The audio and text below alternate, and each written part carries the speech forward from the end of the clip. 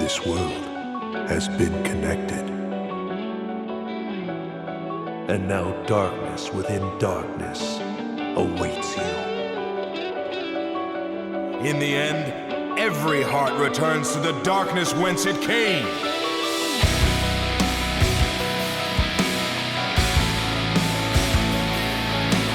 My name is Ansem. I reach for the darkness.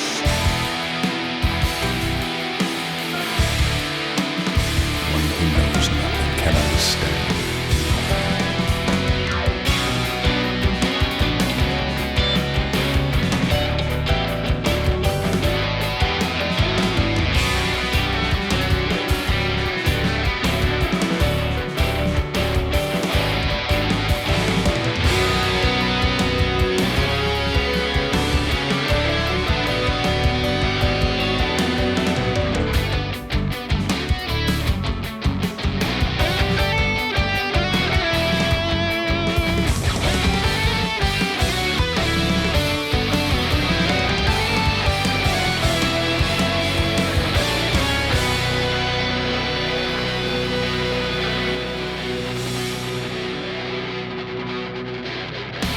Good tidings, everybody, and welcome to the Ansem Report podcast live.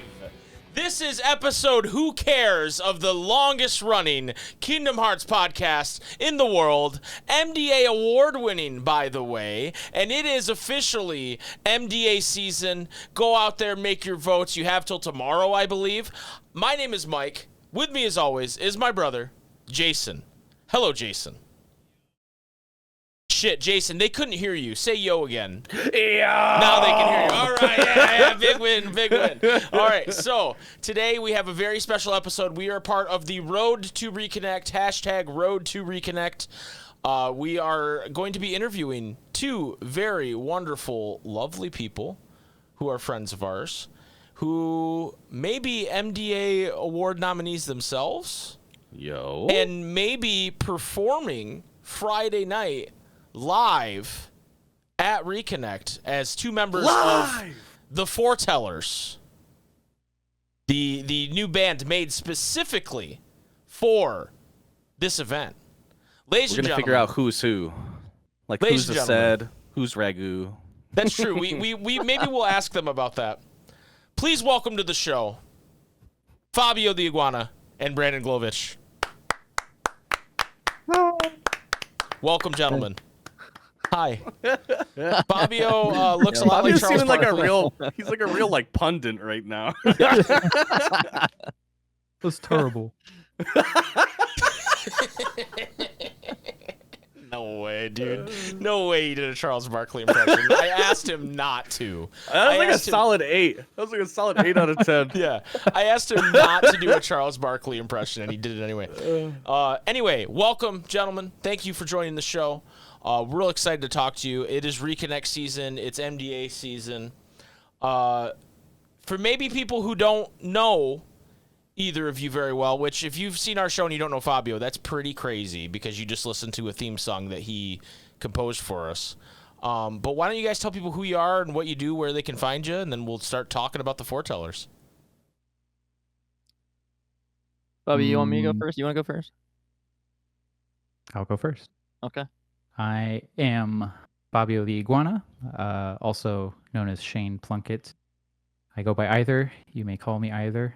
I am a musician, a guitarist, Kingdom Hearts enthusiast.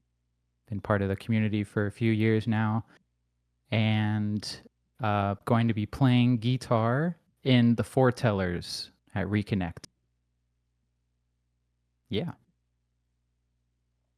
Rock on. The guitar. The guitar. Yes, Big sir. guitar fans around That's here. the scientific term. Yep. Actually. It's the Only real guitar. ones know. Right. Some will say guitar, but the meaning's the same.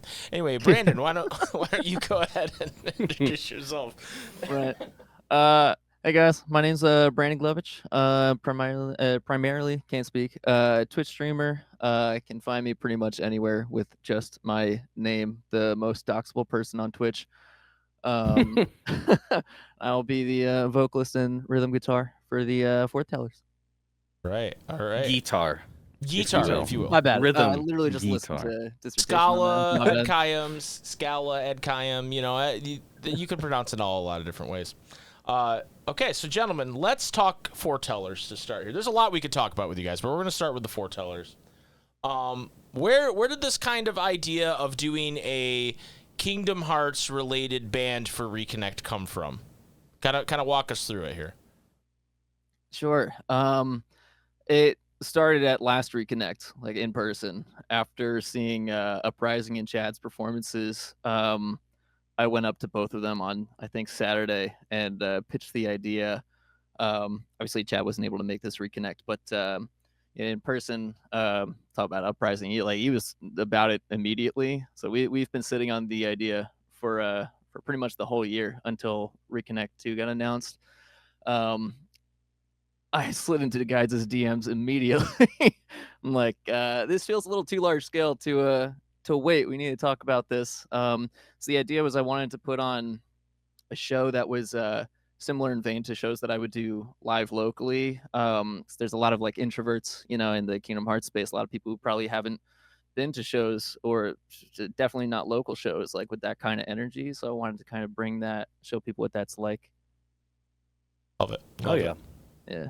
Fabio, you have anything to add on when you came into the process there? I do actually. Part of this story actually is very serendipitous to really like the story of Kingdom Hearts. Like if you recall, the way that Kingdom Hearts became a thing is because of an elevator pitch where two men met in an elevator, one from Disney, one from Square, and they said, hey, we should put this together. Well, you know what? It's funny is that actually Brandon and myself met in an elevator.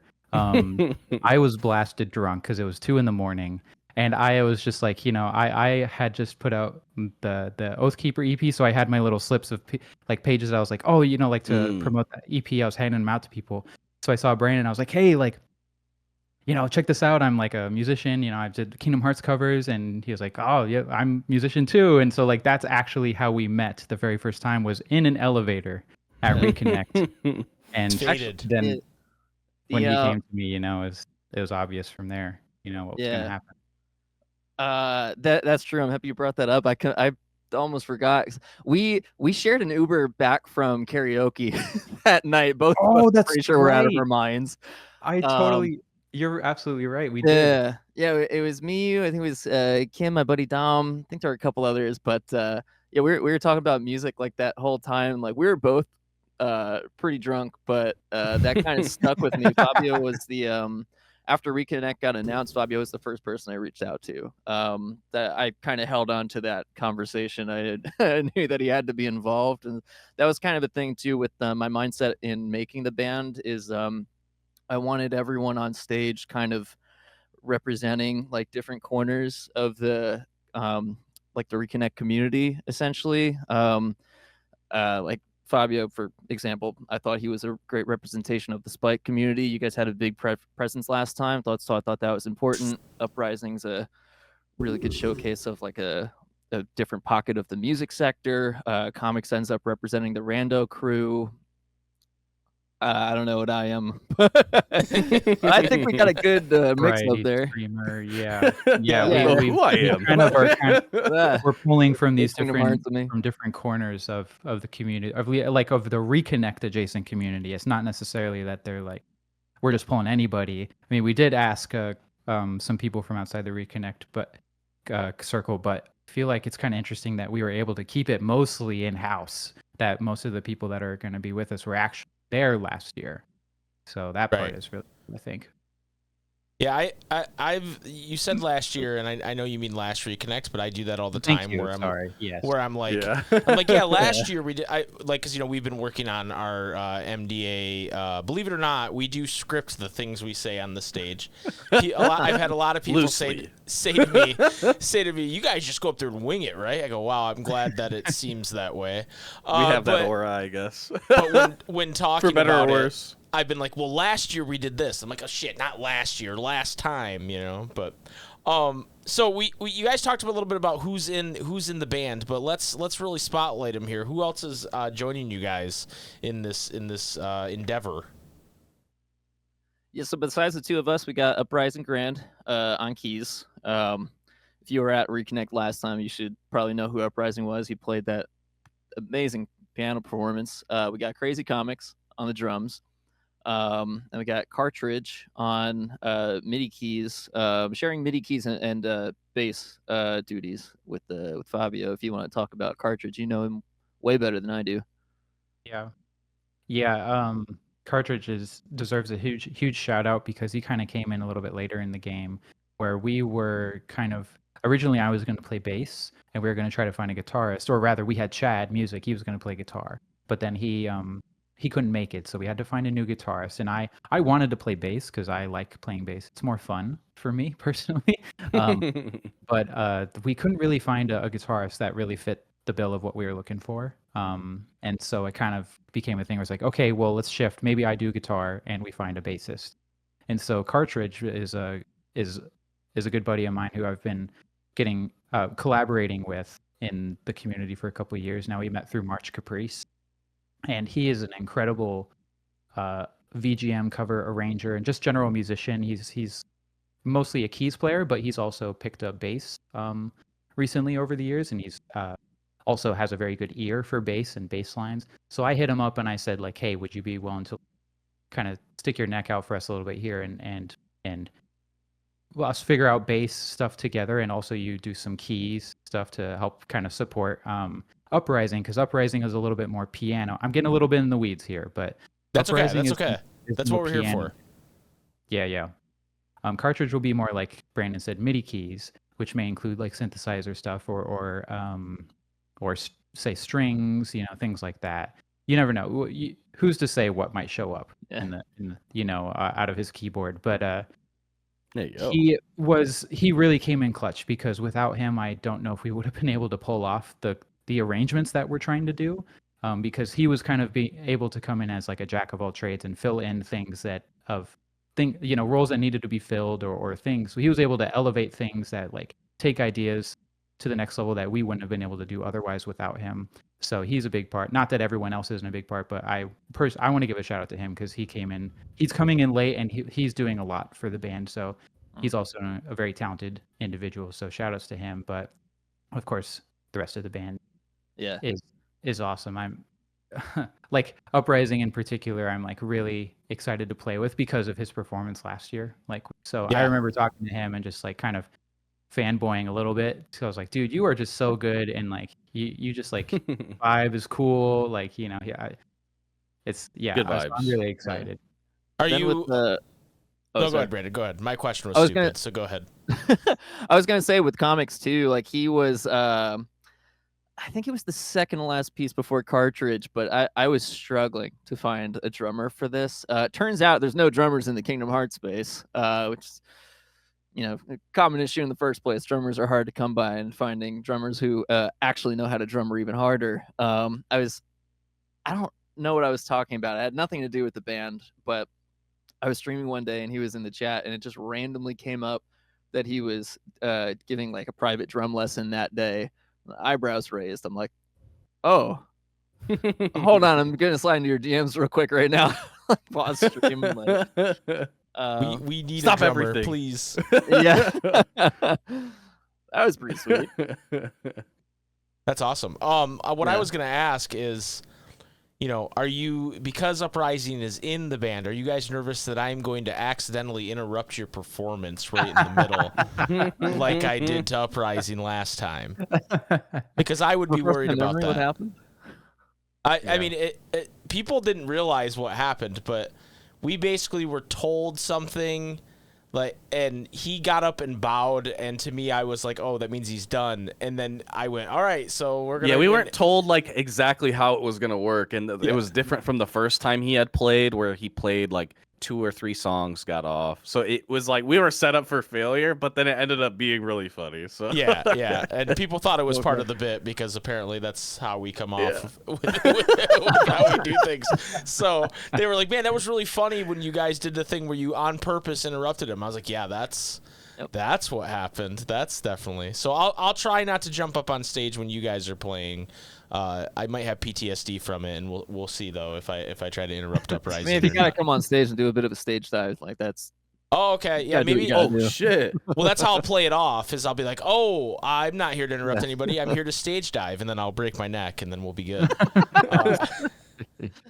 This is a call to action to make sure that no one drops mic when he stage dives. Yeah, I need you people. I need you people to catch me. Commit. And I will say I'm a bit more slender than I used to be, so this isn't that crazy of an ask, you know. So Sean's and Jip, I'm expecting you two in particular to catch me. There you go. You guys talked about a bit of the difficulty of finding, the right musicians for this act. I can only imagine how hard it is to, even when you find those people, put it together over the internet, right? Because none of you are in the same place, right? Yeah, no, we're very spread across the country. Yeah, so I like how does that even fucking work? Because I mean, even as someone who's done podcasts and streamed with people over the internet, it's not the same as when you're sitting in the same room just talking. Like the rhythm is different. It's not as like if me and Jason are in this room right now, it's a lot more clear about what we're talking as opposed to when we do it over the internet. So like what is that like trying to even like rehearse these songs with that over the internet? I can't imagine that's easy. Yeah, I'm gonna end up talking Fabio a lot up for this part. If Fabio wasn't a part of this project, this would not be coming along anywhere remotely as professionally as it has been.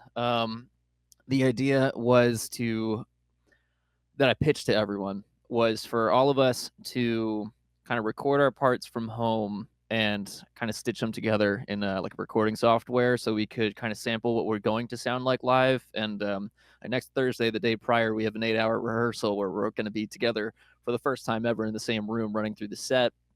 Everyone has done some amount of arranging work, but Fabio's done and it's absurd for someone who just became a father, an absolutely absurd amount of work. It's kind of unbelievable to me.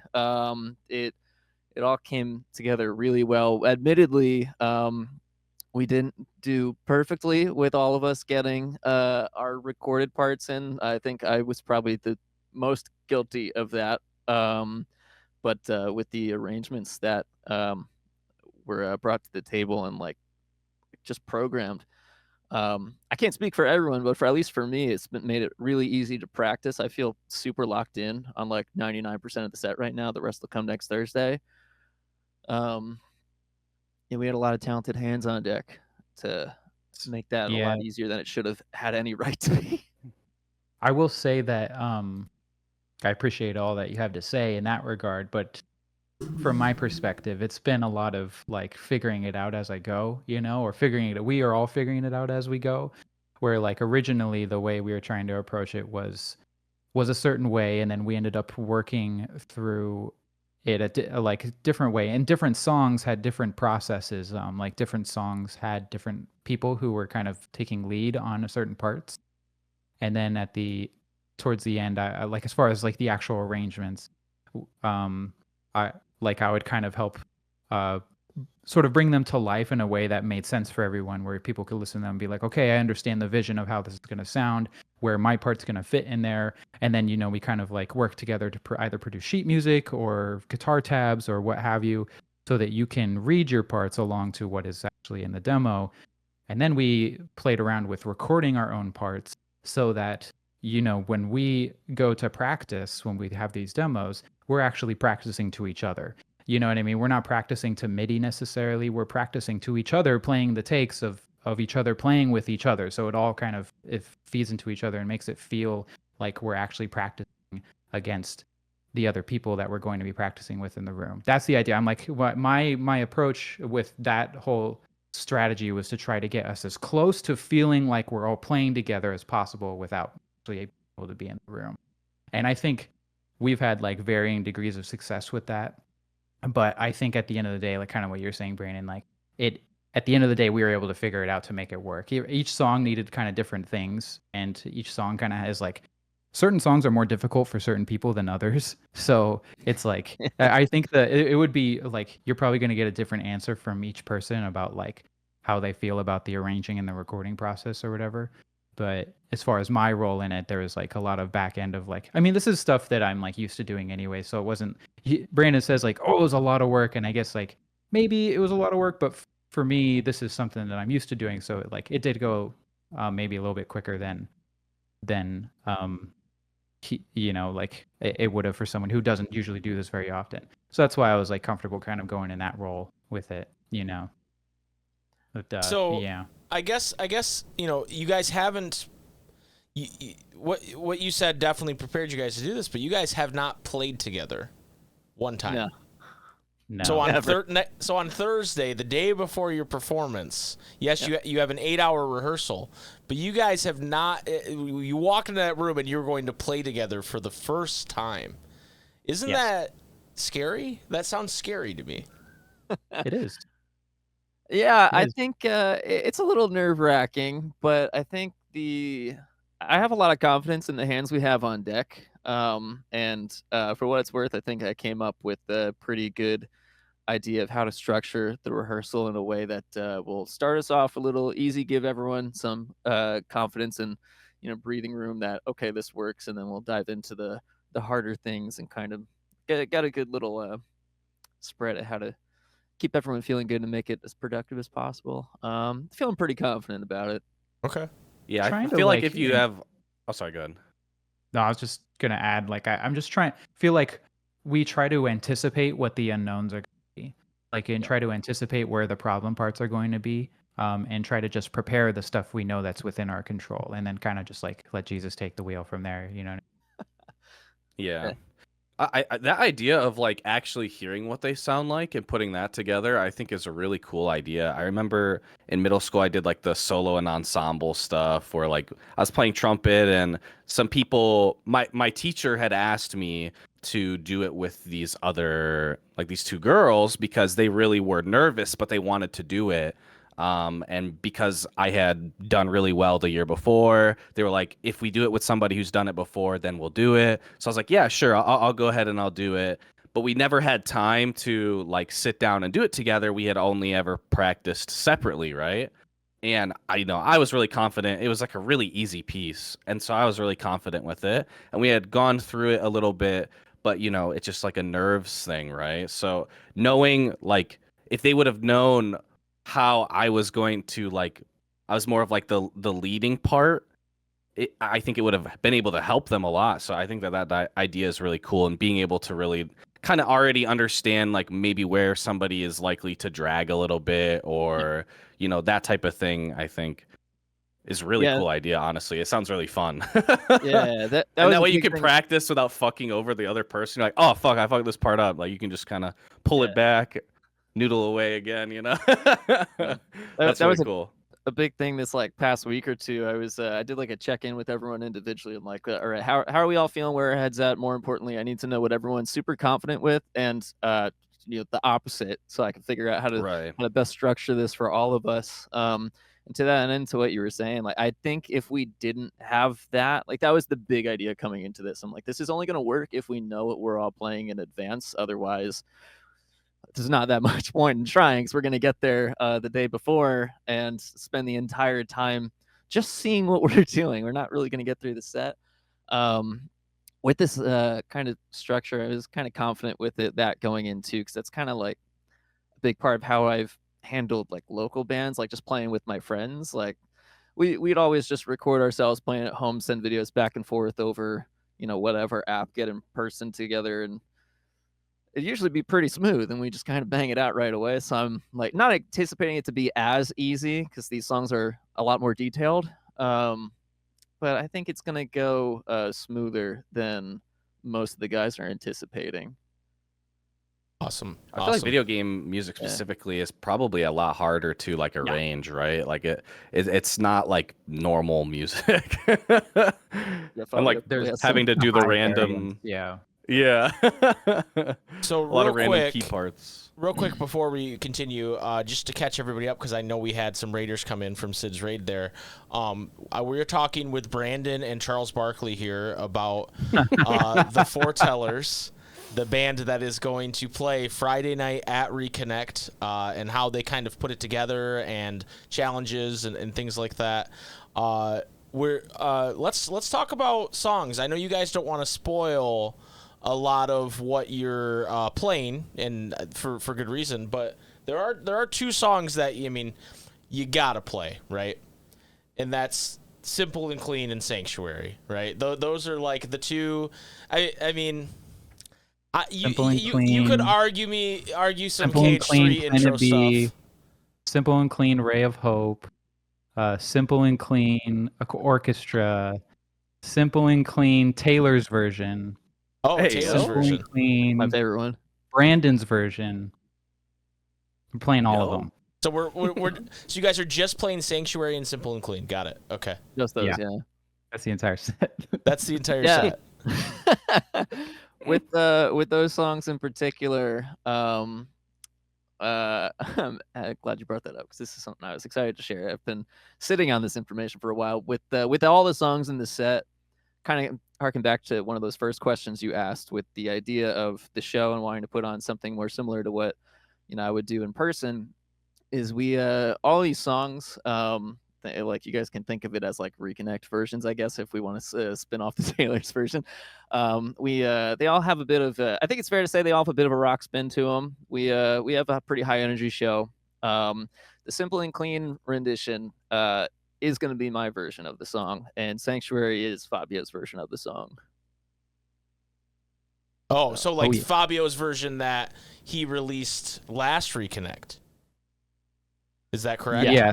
Yes, Okay. although Hey, technically that version was released part of March Caprice 1. You're right. That was actually. March Caprice, but we talked about it on the Ansem Report podcast live at Yeah. Reconnect, which is Yeah. why, by the way, shout out longest running Kingdom Hearts podcast.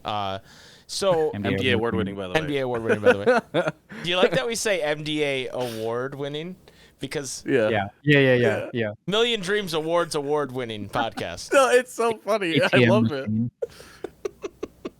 MD award? Come on. Yeah, you what can't is say that? MD award. You can't say MD award. That's crazy. SMH my head, dude. So you guys are playing your own versions of Simple and Clean and Sanctuary. And, I know that the chat is sitting there going, jokes aside, what else are you guys playing? Hikari? What else are you guys playing? Yeah. What, You're singing in Japanese, Brandon? Hikari? I'll be honest with you. I did consider at one. I'm not doing this. I'll just say Shikai? that outright. I did at one point consider showing up to rehearsal on Thursday and just for one chorus of Simple and Clean, busting out the Japanese version, just to like throw everyone off.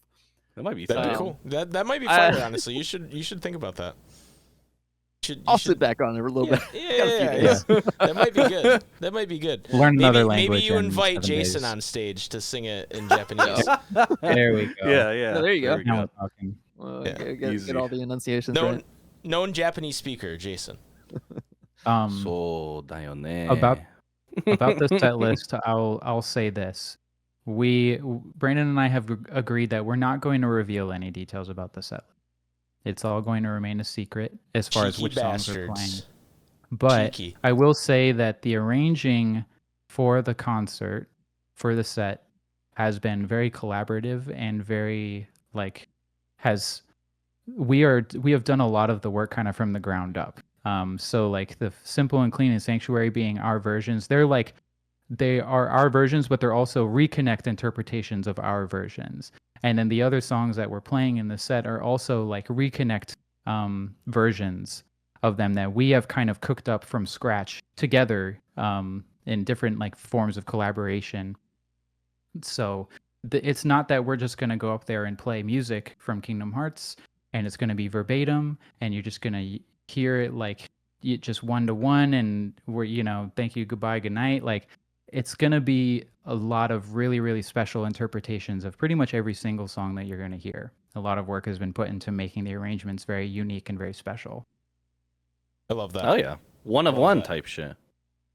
Yeah. Yeah, for No, sure. literally. Yeah. That's awesome. Okay. I just realized I'm a really good interviewer because I have these talking points here, and I just went through all that second section with one question. So Wait, you're welcome. Can I ask everybody. Fabio a question real quick? Yeah, go ahead. Ask Fabio a question. Yeah. Have you ever played your version of Sanctuary live? No, actually, I this can't will be believe I the haven't asked live. you this. Will be the live premiere of my arrangement of Sanctuary. I see. Yo, So This is that's awesome. World same premiere. for me. I'm really hyped, man. Like, really, really hyped. fun fact about that. This is originally, Fabio wanted to play that version of Sanctuary on the Ansem Report live at last Reconnect, but it didn't work out. Yeah, That's a little secret Redemption for arc. everybody. I'm gonna. Okay, I've decided. I made an executive decision. I think I'll share this because it's not really a spoiler. Kim is not going to be able to make it this year, for good reason. Her and I actually just gave birth to a newborn, so she's gonna be, shout outs to baby Kaylee. But she's gonna stay back. Kaylee in the chat. Yeah, true that. She's gonna stay back and take care of the little baby, and she's gonna let me come out and play some rock and roll music with y'all. But originally, she was gonna be there, and we were gonna play the version of Sanctuary with her on it, and we were gonna try to coordinate somehow getting her involved on vocals as a guest vocalist for the song. So it's unfortunate we're missing out on that, but for those of you who maybe actually are really familiar with the song, know that that was a possibility at one point.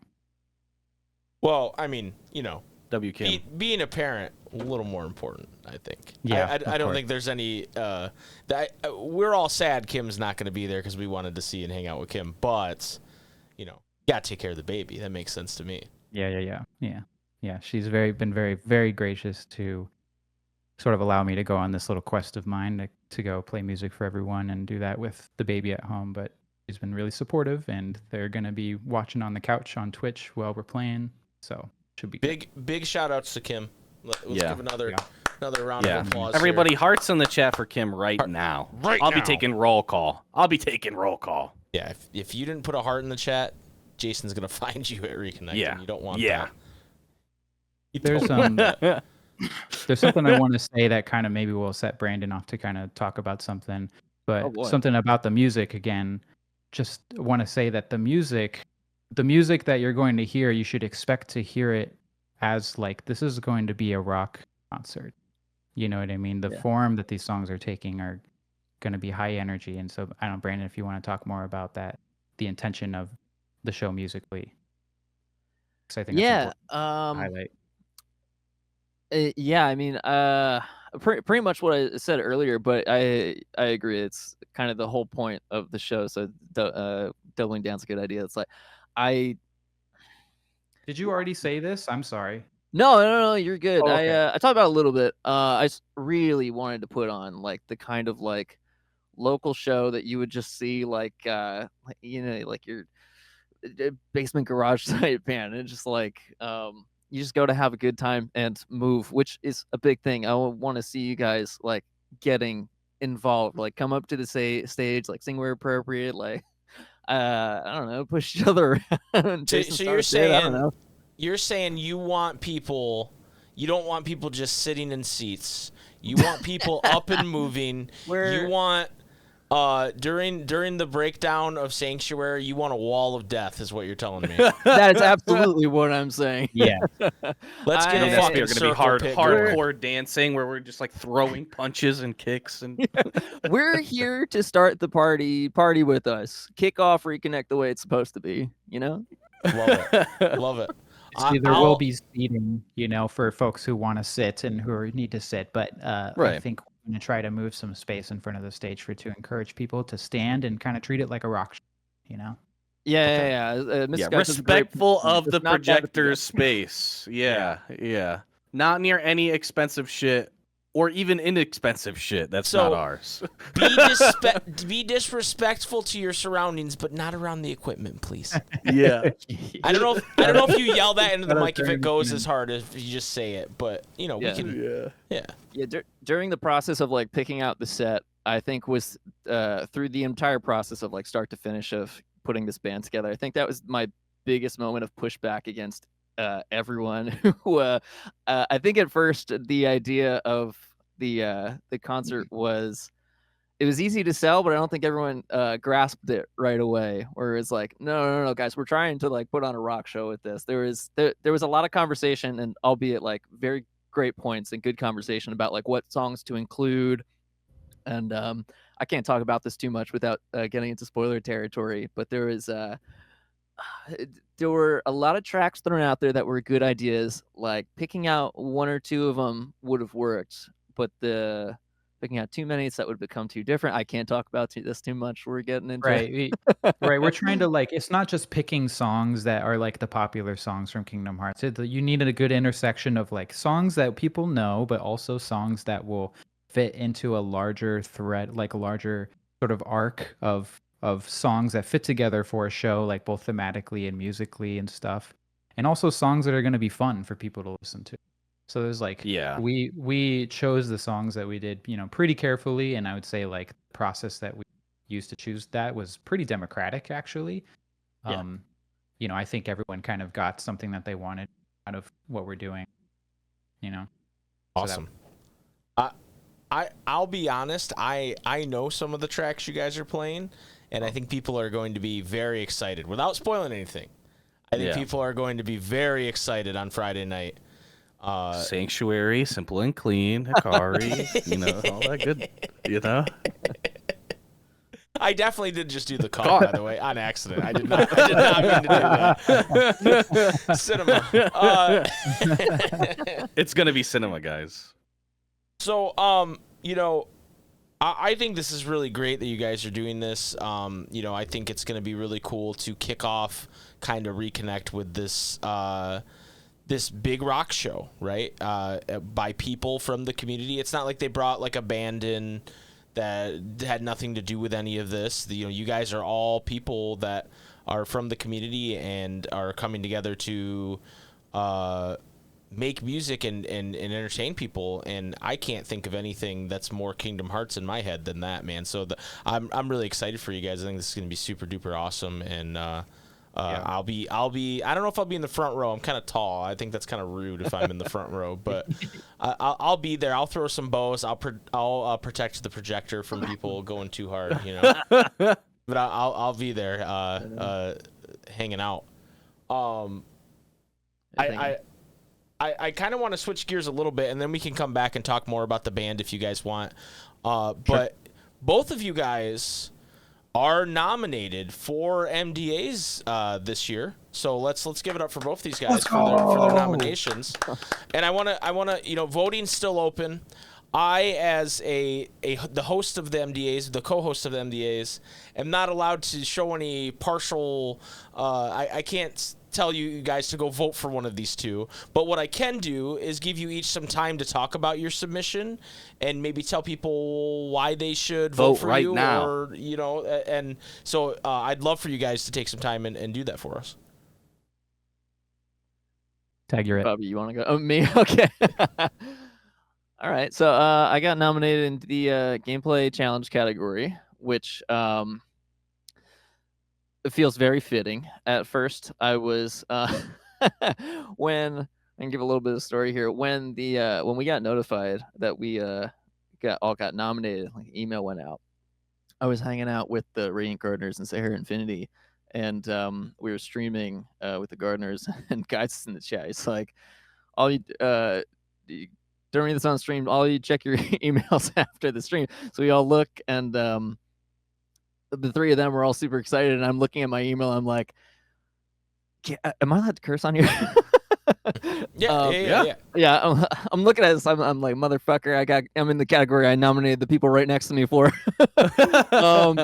So after they all had some nice things to say, my head got a little leveled. In retrospect, afterwards, I'm like, okay, yeah, actually, this was the category I wanted to be nominated for. We do challenge runs all the time. I've been doing challenge runs pretty much my whole life. Like since I was a kid, I had like the it was very different kind. I had the action replay for PS2. So like on Kingdom Hearts 2, I would swap Donald and Goofy for like 2 extra Sephiroths and do like crazy like triple boss fights.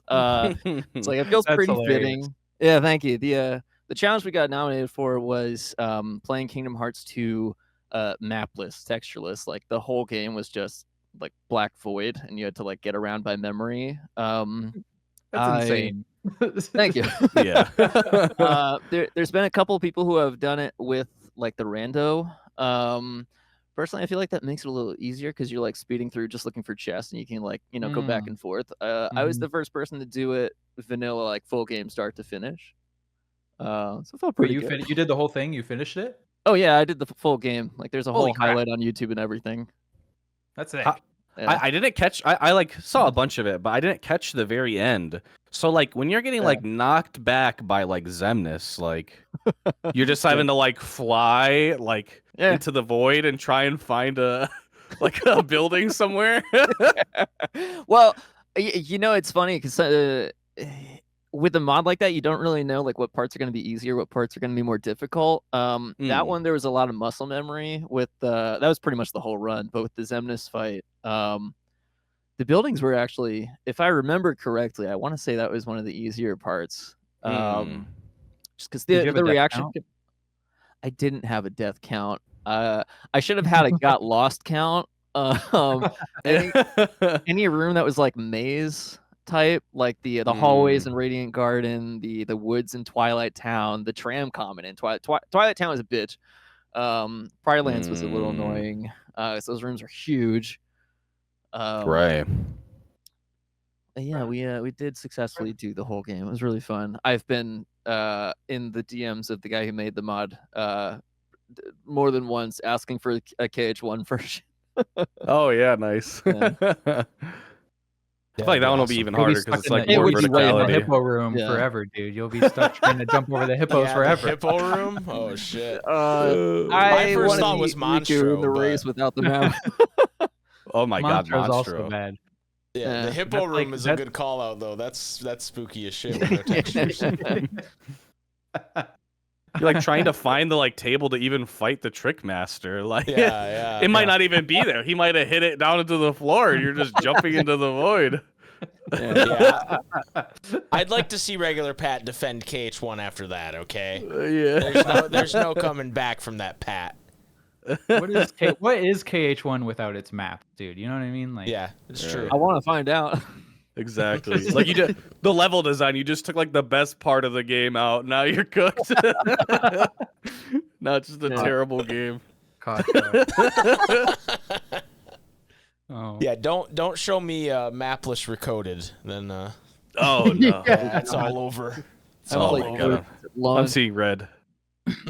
Yo, shout out Crazy Comics in the chat. Yo, what up, comics? Yo. The drummer The drummer.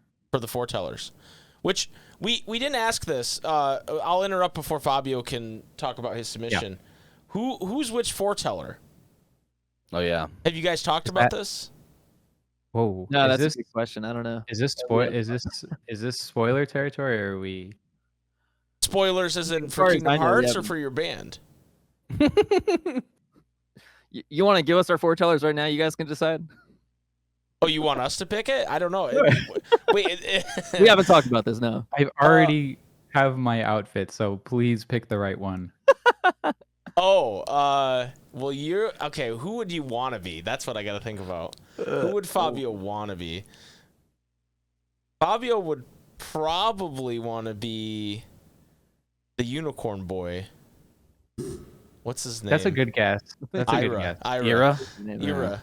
Ira. But he's probably. I'm guessing who's gonna be a Sed. You know what I mean? I don't know. Is there a large angry person in your band?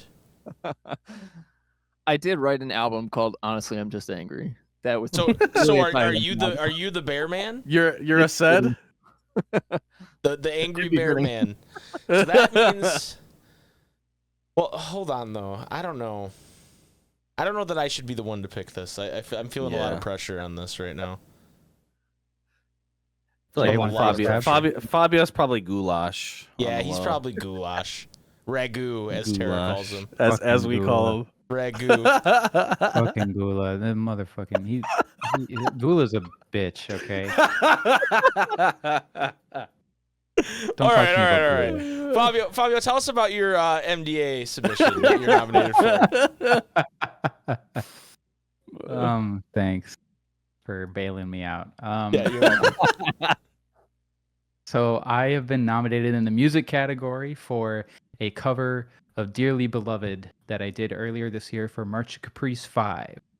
And actually, I was lucky enough to have it be like the theme of March Caprice 5, like the sort of like the I don't know. I guess like yeah, the theme, the official musical theme for 5 where they would play it before events or like to start the concert and so. I also collaborated on it with Cartridge, who is in the Foretellers, and I also collaborated with him on a cover of 13th Struggle a little while back. I And love that cover. yeah, that cover rips so hard. So good. And let's see what else I'm just like really proud of it. It's kind of a culmination of like my efforts for March Caprice over the last like 5 iterations, where like the very first one is where I did Sanctuary. And that was kind of what started everything because like I wasn't even like super plugged in with your guys' community yet. And I wasn't at all plugged in with any of the Requiem or March Caprice community like David Russell or Keynote or any of those guys. And then when I did that cover, kind of, people were like, yo, that's really cool. And I kind of opened some doors and I was able to make some friends. And then I just like got more and more involved. And every year I was doing a new cover or I was doing something where I was like involved in other people's covers. And now number 5, where I actually got to do the main theme for the event, they wanted me to do Dearly Beloved, which like at first I was like really averse to because I didn't know if I could do it well. Because it's Dearly Beloved, right? It's kind of like sacred text. It's like, Yeah. it's like an untouchable. At least that's how I felt for a long time. And so they threw at me some of the themes that they wanted to do for it this year, and then I knew that I wanted kind of to get some sort of like classic Disney orchestra, like Sleeping Beauty, Cinderella type to it. I was listening to a lot of Laufey, which is this jazz vocalist who has this sort of like old American 50s, 60s jazz sound. It's very pretty music, and there's some chords and some piano stuff that I took from that I borrowed from her music and to kind of set the palette for what I did for the dear and just like kind of put the Dearly Beloved melody over it. And then from there, I kind of just put my own like flavors of things in there, how I saw fit. And Cartridge helped me a lot with the orchestration and stuff for it. And so what started as like this thing that I felt really intimidated and by like ended up being something that like actually I feel like actually went pretty well and I feel pretty proud of and like feels like a really nice like musical culmination of like the types of things that I've been experimenting with over the last few years, like Kingdom Hearts covers. And so like I wasn't ever interested in going for an MDA until I made that cover. And then I made that cover and I was like, man, this feels right. I want to like try to get I want to be recognized for this because like I just feel really good about what this means for me and like how it came out. So I went for the nominee, I got nominated, and now I'm here. And so I've been campaigning for votes like begrudgingly, like I hate asking for votes, but it's part of the game, right? And there's been lots of people who have said that dig it and want to support. So that's I'm definitely hoping that I can come away with the award. I won't say that it doesn't mean something to me. I'm definitely feeling like I want to come away with it. But that being said, this year's music category is crazy stacked. I maybe I'm biased because I'm such a music enthusiast and I so have my head in space in that so much, but all of the songs that are nominated for the music category, I genuinely loved all of those songs before we even saw the list. Like I already knew what those songs were and loved those songs as like some of the top 4 or 5 covers that I've heard in the last year. So when I saw the list, I was like, oh, I mean, like, of course, like there's like, how could anyone choose over this list? So like just that part of it is also kind of fun for me, is that like I get to share nomination lists with a bunch of people that a bunch of peers that I really respect in the community with songs that I really like. So at the end of the day, if I lose, right, like I'll be bummed, sure, but I can't really be that mad because there's some really really good covers.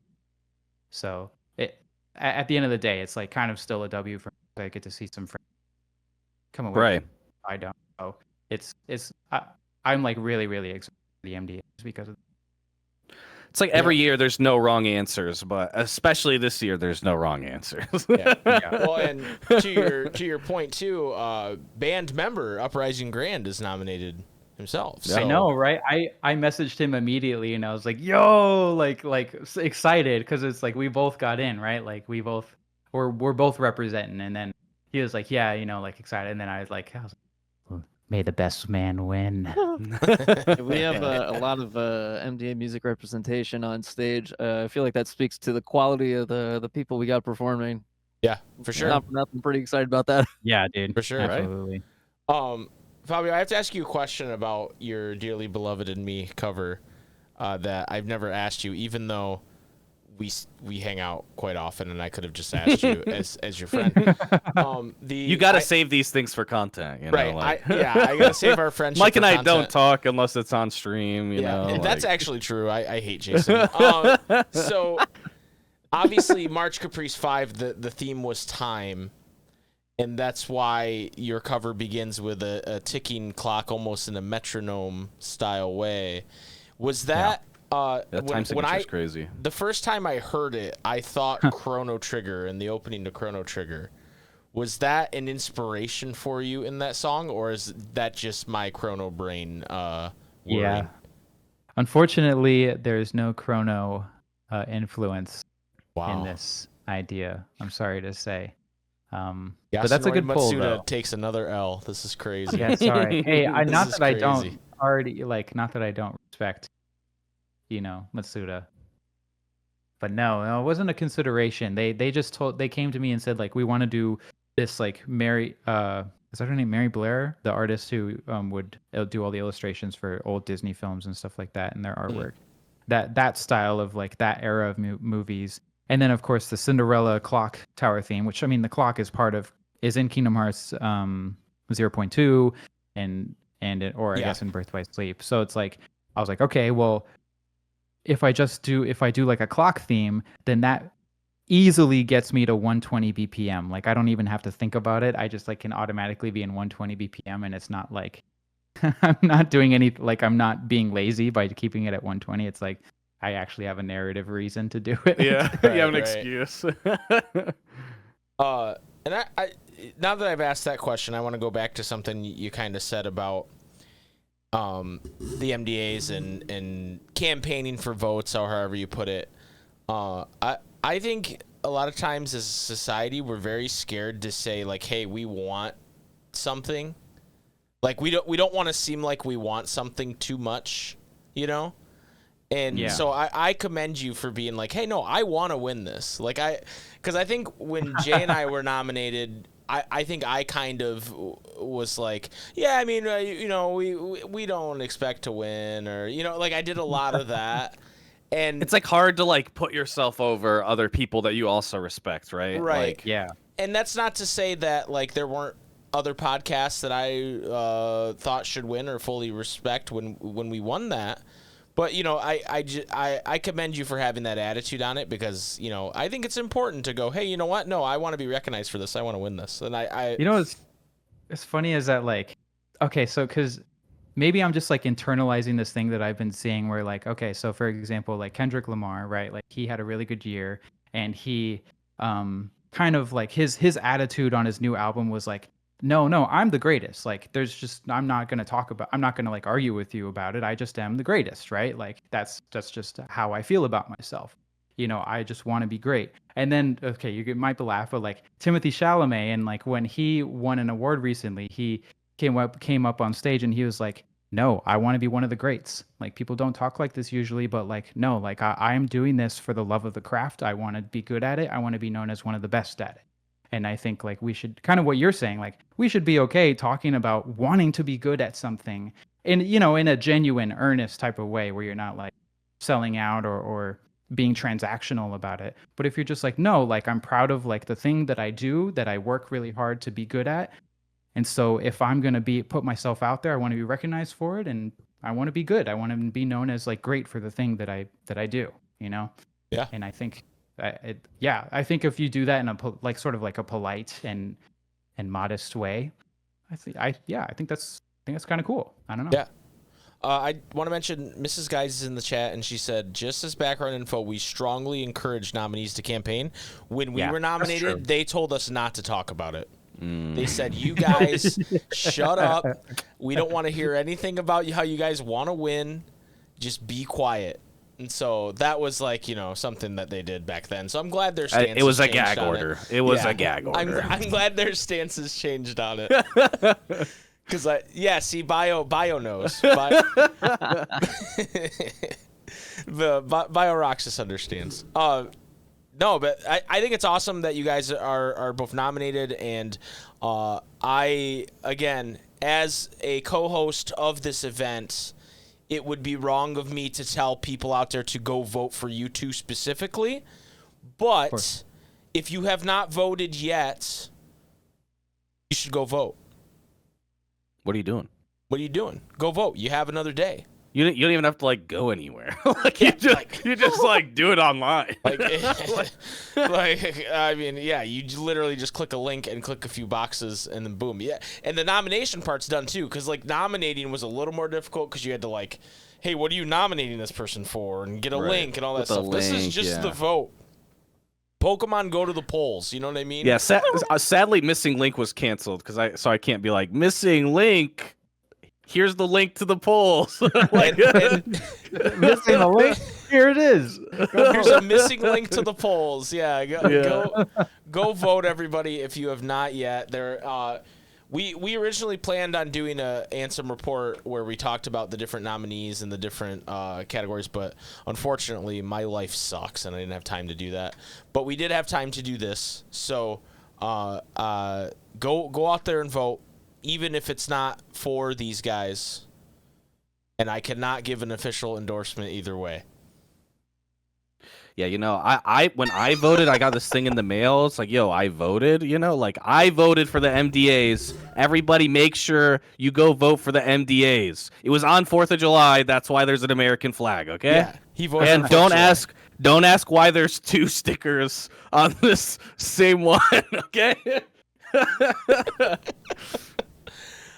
Oh boy. All right, so we kind of gone over a lot of different stuff here today.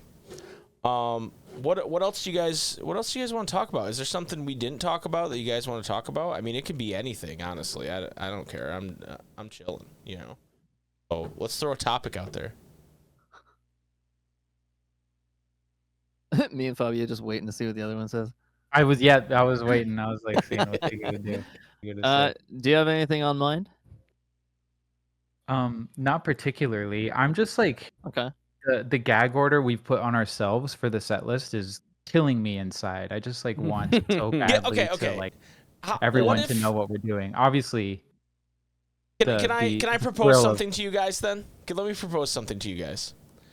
We have quite a few people here in the chat who are good people, nice good people. Yeah.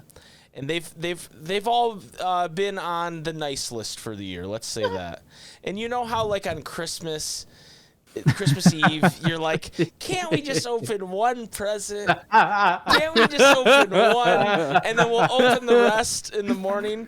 Can't you guys just let these wonderful people in the chat have one song, and then the rest will be revealed on Friday? Of information. Just a little taste. How if I said I have one thing to bring up and yap about this a little while I look at the set list and see if there's anything appropriate to reveal. Oh, the chat's Uh, calling for it, guys. They want it. They want what? They want a little crumb. They want a Just little a- crumb. Just one crumb. I'm gonna throw a topic out there that Fabio, I'll let you talk about first, and then I'll yap about. I'll let you go first so that I can look at the set and see if there's anything that feels okay. We something that Fabio and I talked about relatively recently was kind of what this show, aside from Kingdom Hearts, what this means to us just as musicians. When the pandemic started in 2020, for myself, like I was doing a lot of stuff. I was like hopping around different bands. I was touring at the time. I had just put out I think it was my second full length studio album, and then it was like right after. It was like two. The release party was in December, and then it started in February. All of a sudden, within the span of like a year or two, everyone I was playing with, all the bands were either breaking up or moving. People were moving away from music. Venues were closing. So this is like the Yeah. first show of this scale that I've gotten to do in I literally just said I was going to let you talk, and then I couldn't help myself.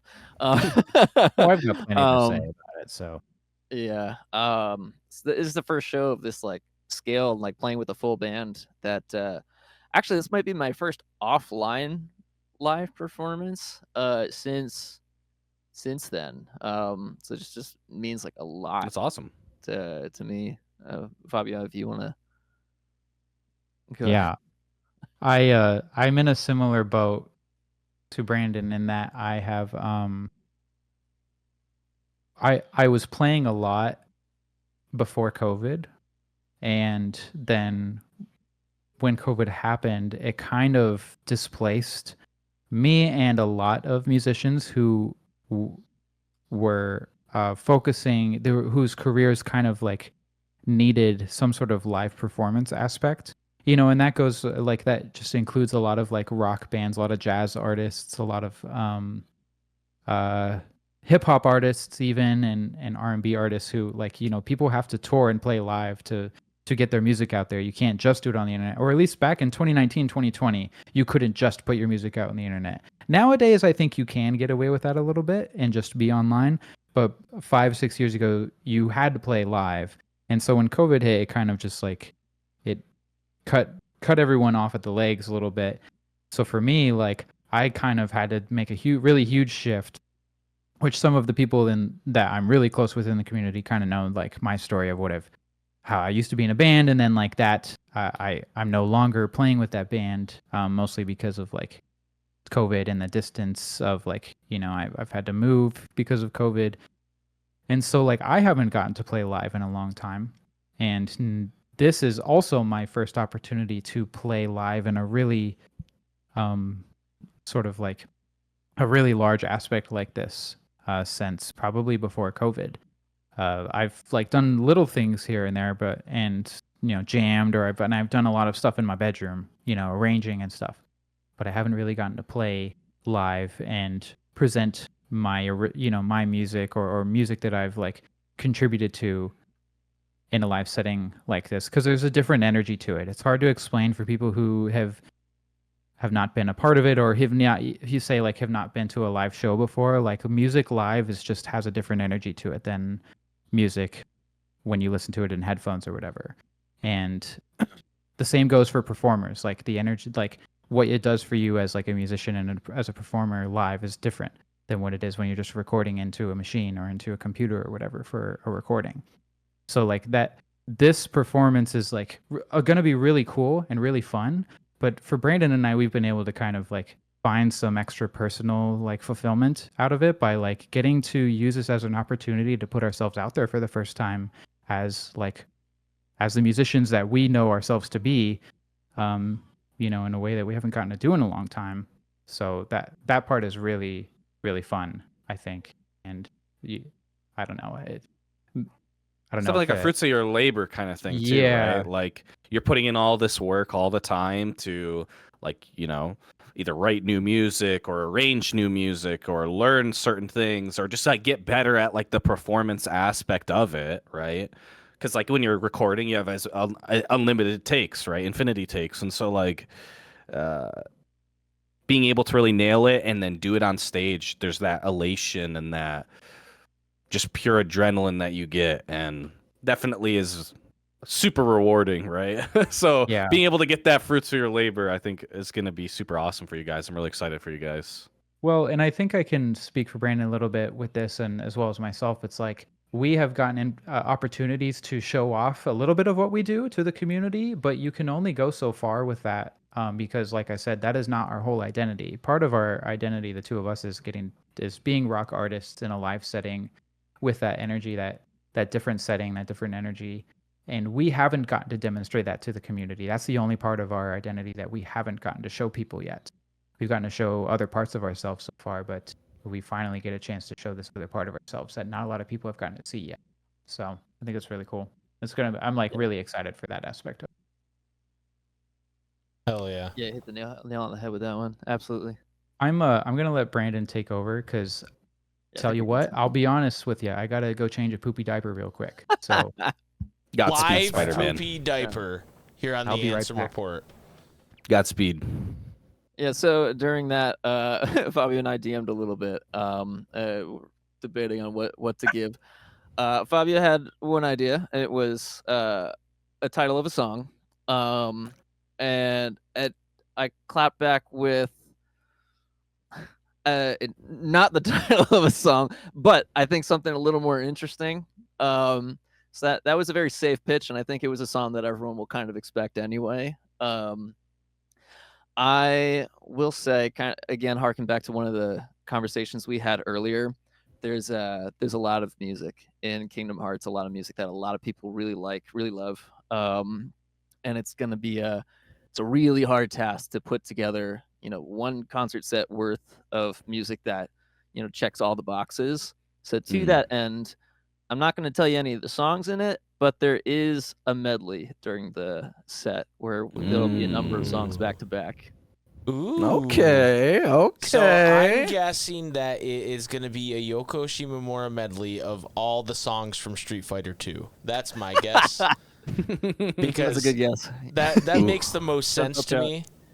Yeah. That's a layup. Yoko's greatest work. Sorry, Kingdom Hearts fans. Street Fighter 2. Okay, Street Fighter 2 is fucking ballin'. All right. Atlantica medley, please, Nesquik. You don't mean that. Wait, I know earlier I know you don't mean that. you had mentioned that you knew some of the songs. Did you know there was a medley? I do know there's a medley. Yeah. Oh, okay. I do. Yeah, nice reaction just now. I'm like, was that real? Yeah. So,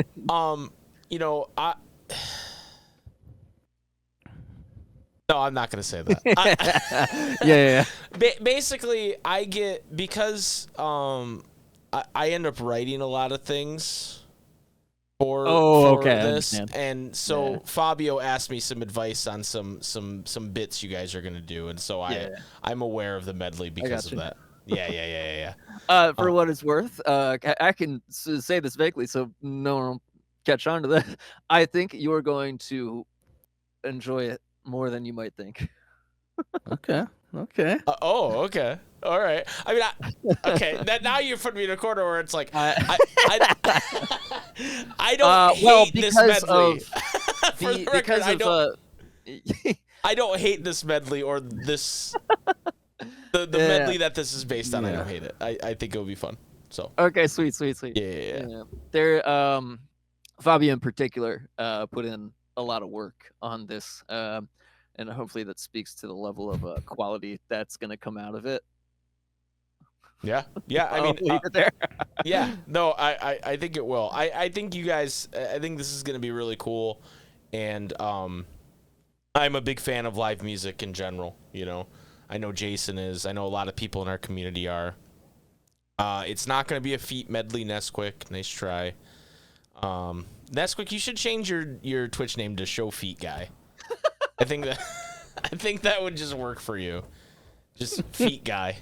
Anyway, but no, I think this is gonna be really cool for you guys, and I I hope I will pray for during rehearsal and the day of there is no bad things that happened as far as equipment or anything like that, because I know how terrifying that kind of stuff can be. Doing anything live can be a clusterfuck, and I know that Mr. and Mrs. Guides are also hoping for good things for their show as well. Because they're doing a whole 3 days of shit and trying to put everything together, and I can't imagine how tough that must be. You know? Yeah, to that end, like, so it's funny you said that, because like in the last week we had to replace the audio engineer. I found someone from the rehearsal studio, actually. Someone there was like, yeah, I can help out. So he's going to be coming through for the concert, for the sound check. And then it's funny enough, one of my best friends who's in like the Kingdom Hearts space, back in like, I think it was like 2013 through 2015, he and I were touring as stagehands for an a cappella group. And so he's going to be kind of just on hand if anything like that is to go wrong. Like if, I don't know, if a mic dies or an amp goes out, it's something random. I don't know. There's a comfort layer that I got someone on standby by stage to kind of fix those in the moment. So that stuff was thought about and talked about to an extent, at least, as far as you can get with this. Yeah. Gotta roll with the punches for sure with that type of shit. Yeah, definitely. I'm just excited that we're not doing, outside of the MDAs, that we're not doing a live podcast there this year, because that was the way scarier thing for me than the MDAs. Yeah. Oddly enough, because like, and I don't know if it's because, I think it's probably because it's not our show, we're just a part of it. Where, like, if the Ansem report would screw up, that's our show. Does that make sense? Like, okay. If Damo says he doesn't watch other content creators because he's too busy on our show, like, that's just what happens on our show, you know? Right. I can't believe he said that. And then he came to us and was like, I'm such an idiot. I could have said anybody. And I listed like 10 people right after I got off stage. You guys threw me a softball and I just whiffed. That's so funny. I feel like I'd be the complete opposite. So I'm going into this concert mentality with, I'm like, okay, this is the chunk of Reconnect. That's, us. This is our time. We're putting on the kind of performance that we know how to do best. Which kind of goes back to the I wanted to see people in that crowd partying, like, go hard with it. I feel like if I was in your shoes, like doing like some kind of a announcing, that would make me way more nervous. I'm like, all of a sudden I feel the responsibility. You basically just have to remember, like, to put it in music terms, you basically just have to remember like 3 or 4 measures. You know what I mean? Like, it's not anything crazy. Okay, right? Like, you're only imagine if you're playing a song and you play 3 or 4 measures, and then you get to walk off the stage and look at the next 3 or 4 measures for the next 30 seconds, and then come back out and hit those next 3 or 4 measures, and then you get to go leave stage, and then you go, hey, I think we're supposed to go on stage here, but then actually it's Uprising's turn to hit those measures. You still fuck it up. So that's kind of how that goes. But I also I totally get where you're coming from. It's super valid. Like, I also think part of the reason I feel that way too is like the Ansem report is like solely like me and Jay, right? It's like our thing that we do, and we knew that Damo would come on, and Damo, we love Damo. He's one of our good friends. We've talked to him a bunch. We knew it wasn't going to be, like, we have good chemistry talking to each other. We knew it wasn't going to be a big deal. But it still made me nervous, where the MDAs, I had never done anything like that before this, I guess. And so maybe I didn't have, like, the idea of, this could go poorly, right? Because to me, it was like, we're in Guides' hands. We don't have to worry about that. And then the other thing I was even more nervous for was the wedding, because and because that's like a big deal, right? And so I think I think the We're like having to like MDAs not leak it the entire time too, Right. you know, like I think the MDAs were just so like, to me it felt like the safest of the three things I had to do, even though when you think about it, like who's gonna like, no one's gonna boo a wedding, you know what I mean? Like no one's gonna like, even if I screwed up the sermon or whatever, no one's gonna be like, get this reverend off the stage, he sucks, you know, like no one's gonna do that. But like in my head I was like, that's a possibility, like that's a possibility that everybody goes, hey, this wedding's really heartwarming and shit, but that guy up there, he sucks. So like that was like, I guess, my thought process with it. And so I don't know, I guess I was just way more nervous for that stuff. I don't know if you guys kind of said, I asked you guys this earlier if you were nervous for it, and you said no, we're just ready to do it. Maybe I'll be more nervous for the MDAs because it's the only thing I'm doing. I don't know. I feel like for me, I only get nervous like literally like directly before it starts for like, I don't know, like 5 minutes or something. Cause I don't know, maybe I just like disassociate until then. And then I'm like, oh fuck, this is real. So I have to like go through all the stress in like 5 minutes, but then I'm like in it. So then I don't have time to be stressed. So I therefore disassociate again because I'm just busy. So it doesn't really affect me too much. Yeah, I guess I remember being in our hotel room and we were like going over like the script for it, and I was a little nervous then, I guess. But and I actually, what like I was right at that point when we first started, I was definitely nervous too. But then once we ran through it, I was like, oh yeah, this is easy. This is easy. Okay. Well, I think one of the reasons I was also nervous for the Ansem report, and I know I've suddenly just made this episode about why I was nervous for the Ansem report. I don't know why I did that, but is we did Dark Road, kind of like last minute, like Dark Road Take Me Home, and I was like, oh, I have to like sing in front of people. That's fucking weird. You know what I mean? Like that's not something I'm used to doing, and I don't particularly know that I have like a good performing singing voice. So that was like Karaoke disagrees with you. Oh, thank That you. was a highlight. That was a banger moment. It was. When we did it, I felt awesome afterwards, but leading up to it, I was shitting my pants Especially about that. low-key, like the crowd sing along. Like I knew that we wanted to make the crowd sing along, and I knew that they were going to. But something about like when it actually hit, I was like, "Yo, this is sick!" Like, yeah. we're really coming together on this right now. To be Yeah, clear, it's like I the think first karaoke chorus, disagrees that you do perform. You, No, like, I knew got you meant. that. I knew you Karaoke was meant. good. Oh, okay. I knew you were And it being came nice. out of my mouth. I'm like, that could be easily misinterpreted. I knew you were being nice. I knew you were being nice. No, Fabio, you're right. When people sing along, and we had I'm an extremely lucky individual because I'm not really much of a musician, but there have been now 2 times where I've been on a stage in front of people and I've gotten people to sing along and have that feeling, because I don't think a lot of people get to experience that. And the other one was when we did the bit with Simple and Clean, and like we did the bit when we were announcing the music award last year, and I was like singing in between Jason trying to talk, and then when we got to the main, when we got to and the I'm like, main what are you hook, doing, bro? What are you doing? and we did the bit where we stare at each other That was for a a goated minute bit. and then start singing again, and everybody sang along, and I was like, wow, this is fucking easy. How come all bands don't just get crowds to sing along with them? Like what?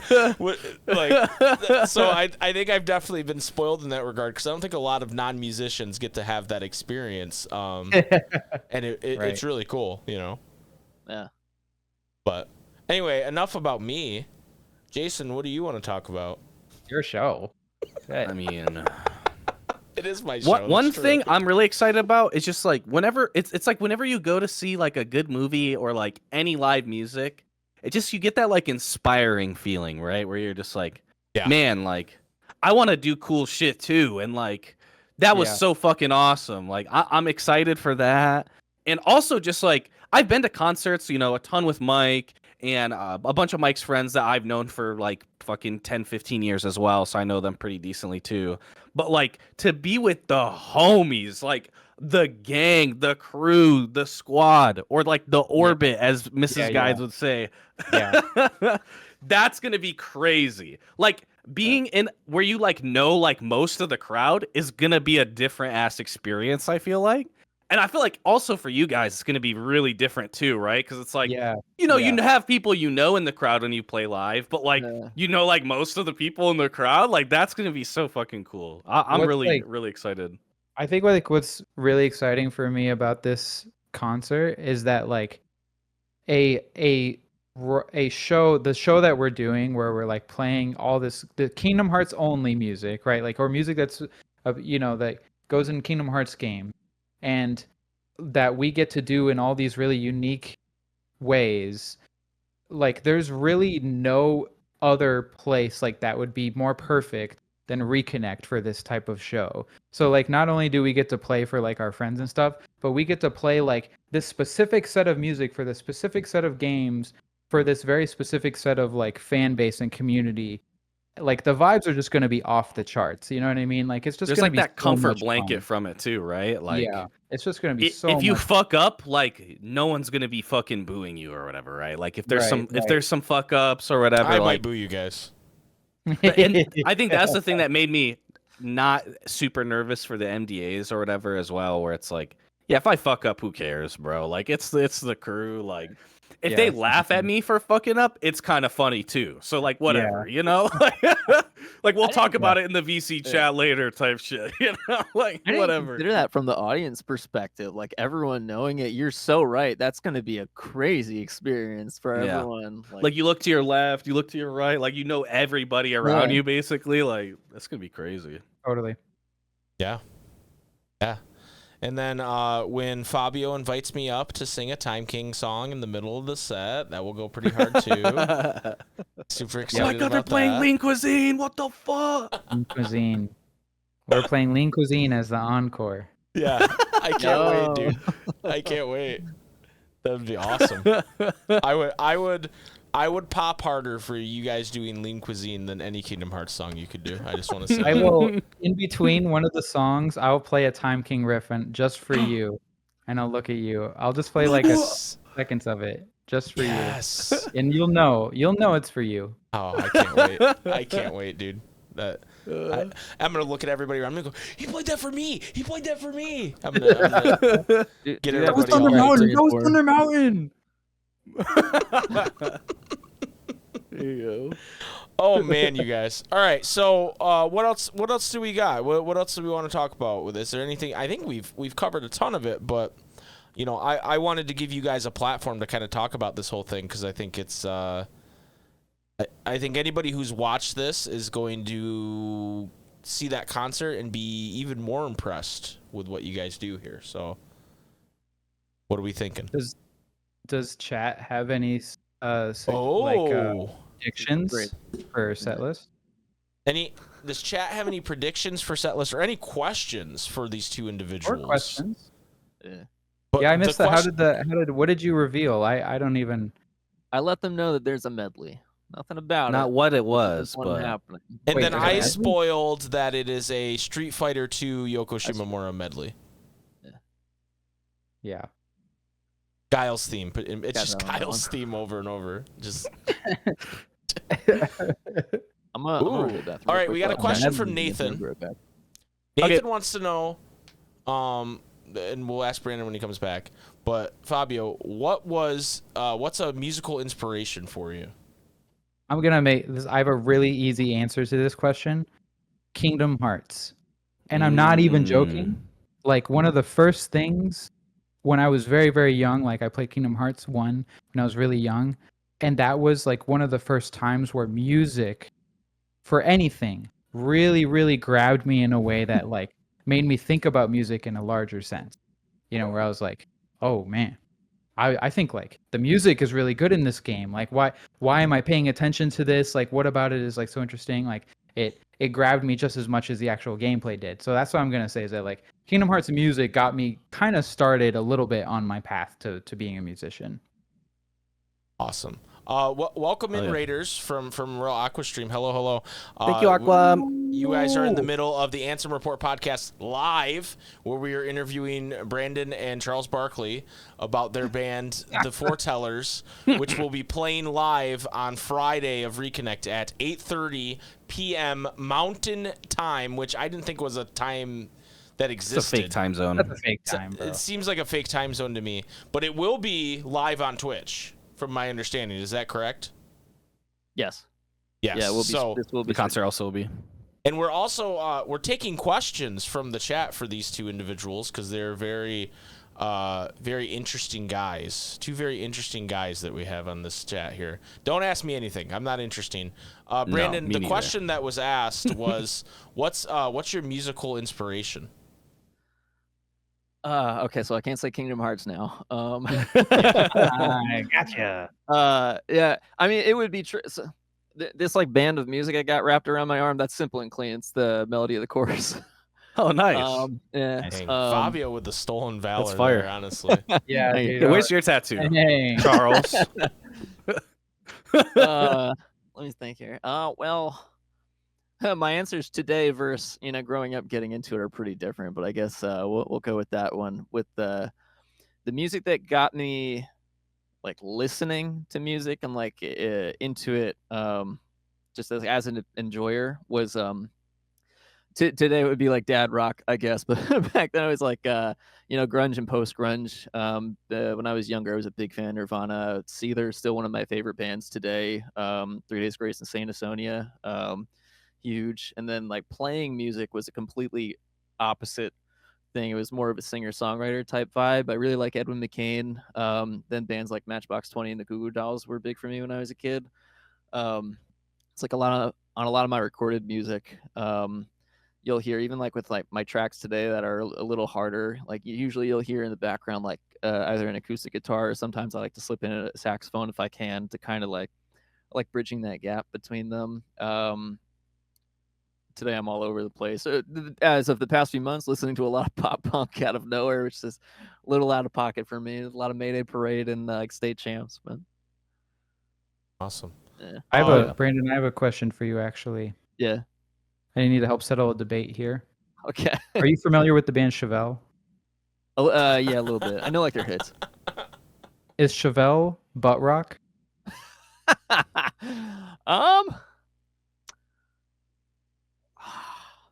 Man, there's a lot of bands that I want to say no to, but objectively, I feel like I should say yes to. I lean toward I want to lean toward yes, but in my head, like for my own sake, I want to say no. So Okay. no, not butt rock, Chevelle. I want to. I'm taking no a point for my myself. team. I'll be honest. That's a no. That sounds like a no to me. Yeah, Well, yeah, I don't remember what side I'm on this argument anymore. Like, You to be definitely honest said with that Chevelle is butt rock. Okay, yeah, it was butt rock, but it was good butt rock, is what I said. Yeah, well, butt rock Oh, isn't bad. I'm just Yeah. but I still take issue with it. Yeah. I don't know, they just play on the radio station around here that only plays butt rock. You know. That's pretty damning. Okay, I actually have a question for stating the obvious, dude. Because he said Super Spaghetti Bros seem like daddish type guys who eat too much dude food. What's dude food?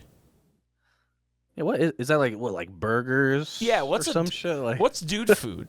Because I'd like to confirm or deny your assertion, but I don't know what dude food is. Cheetos and Mountain Dew? That's dude That's food? like gamer The food. obvious, dude. That's Also gamer has food. daddy issues, I think. Unhealthy stuff. Yeah, we actually both have pretty severe stomach problems where we can't eat shit like that, but like maybe because we ate too much shit like that, I guess. Maybe Yeah, maybe. Maybe you're I right. don't Maybe know. you're onto Time you got a something. sponsorship from Sonic, so that was not a real sponsorship. That was a false one. That was like I would- years ago. you fooled me. I mean, but the spaghetti dudes are still dad types who are boring. Okay. All right. Well, yeah. Okay. that's your opinion, I guess. That's kind of a You weird just way to stated come obvious, in. I guess. Come Yeah, in you're from right now, buddy. someone's stream. Like that's just a weird way. You're coming from someone's stream in a raid, and you're just gonna be weird. But that's fine. That's cool. I hope that we change your mind. That's what I hope. Um, I'm gonna eat some non-dude food on stream for yeah, you later. I'm gonna eat You know some what? like Yeah, I'm gonna go eat some quinoa. How do you feel about that? Huh? some steel cut oats.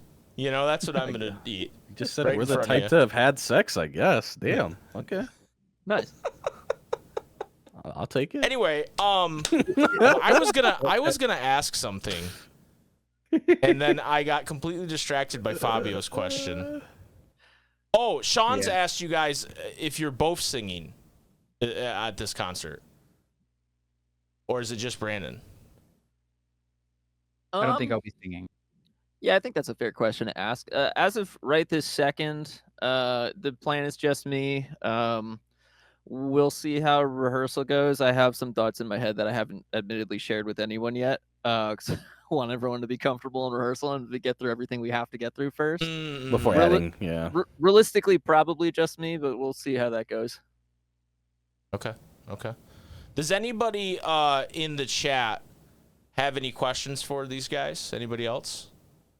I appreciate the questions. Nesquik, I would gladly eat 20 wings with no napkins in front of you. That's the next Oh episode. my god. I would gladly do that. Can I get the OnlyFans link? Do you guys, either of you guys have OnlyFans links for SP? Oh yeah, I see you, right? Fansly, maybe. My only feet link. Yeah, your Only OnlyFeed, feet. yeah. There you go. There you go. No, Optifine. By the way, Kim says hi. Hi, Kim. Hi, Kim. Everybody say hi to Kim. Kim's a gem. See what you're hiding from me.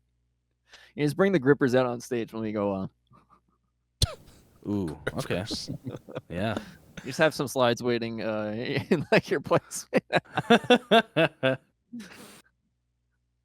All right. Well, gentlemen, thank you so much for joining us today. It's been a blast. Appreciate you. Why don't Thanks for having us. of course, thank of you. course. You guys are welcome on any time. Why don't you guys give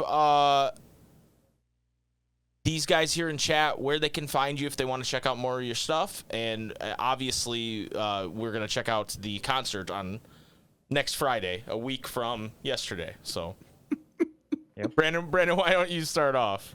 Sorry, I'm just Yes, laughing we- at what Maya said.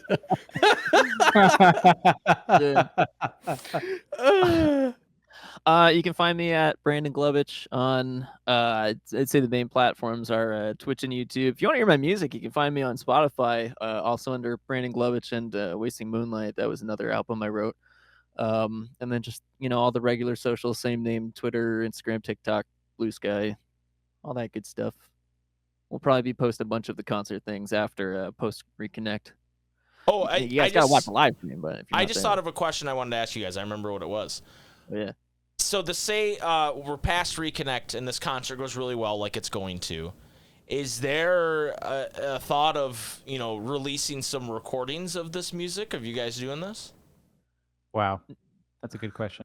That is a really good question that I That was wish I that had. was such a that was such a great like softball pitch right there. You just Yeah, I know. really good.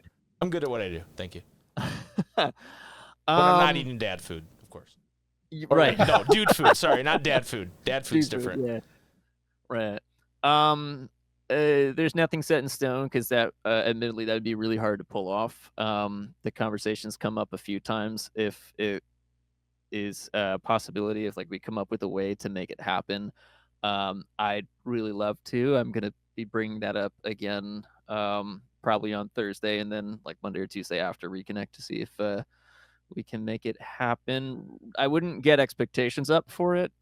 It feels like it would be a stretch, but I'd really like to if we can come up with a way to make it happen. We're making this concert happen, so I don't know, maybe. Yeah, I mean, to me, I feel like you guys already are doing the hard part, right? You can imagine a world, dive in, yada yada yada. Yeah. All right, yeah. Sorry, I just thought of that, and I got distracted earlier. Fabio, Yeah, where can people find you and find your stuff? People can find me mostly social media wise. I'm on Twitter at Fabio the Iguana. I'm also on Instagram at Shane Plunkett. That's Shane with a Y, by the way, Shayne. I say that also because my main streaming services artist name is my name, Shane Plunkett. I go by Shane Plunkett, and you can find me on Spotify and Apple Music under my name, which you can also hear the Dearly Beloved cover on Spotify under my artist name, Shane Plunkett. And you should go listen to that. You should. Gentlemen, thank you again for joining us today. It's been a blast. I appreciate both of you. I'm excited to watch you guys perform. You all at home watching, this concert will be live Friday, 8:30 p.m. Mountain Standard Time. It feels weird saying Mountain Time. Again, I just don't think that's a real place. You should just say like any word because it's not a real time. It's not a real. Right. Just say like anything. It's gonna be Marshmallow Time, 8:30 because it's not real, but it will be on twitch.tv/khguides. So you guys should watch. You should watch as much Reconnect content as you can that weekend. Yes. It's good. Realm of Darkness time. I like that, Kay. Thank you. It's going to be Realm of Darkness time. Jason and I will be hosting the Million Dreams Awards. I believe it starts at the same time on Sunday. And so please check that out because we will we'll put on suits and we'll be really boring and eat dude food live on the MDA. Because we have less stamina. We have less stamina because we have children, apparently. Not really something that we have. Neither of us have children. children. Neither of us have children, but that's fine. You know, whatever. Having sex is negative aura, bro. It is. It is. We will be up there on stage having negative aura. And so please tune into that. I hope those suits get real hot and you got to take them and your socks off on stage during the MDAs. Haha.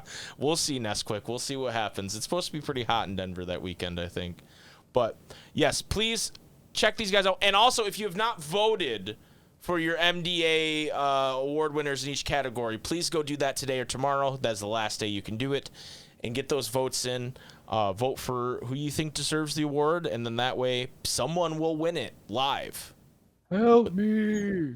How do you vote? Help me. Egg, I don't think you can vote because you live in Canada. Yeah. I don't. Also, Egg specifically should be suppressed. Yeah. I shouldn't be surprised that Egg literally will not Google something. Like, just I should not be surprised by this. Like, just typical Egg behavior. Frickin' Charles. Surely he was asking for the other people in chat. If you go to khguides.com/reconnect, you can find more information when you scroll down to the MDAs section where you can cast your votes for your favorite content creators. Egg won't Google things. I just can't. Egg, you're a riot. Anyway, that is going to do it, you guys, for this episode of the Ansem Report podcast. There probably will not be another one of these before Reconnect. So next time you guys will see us, all four of us actually. Fabio will look a little different, but you'll see all four of us there. Appreciate you guys tuning in.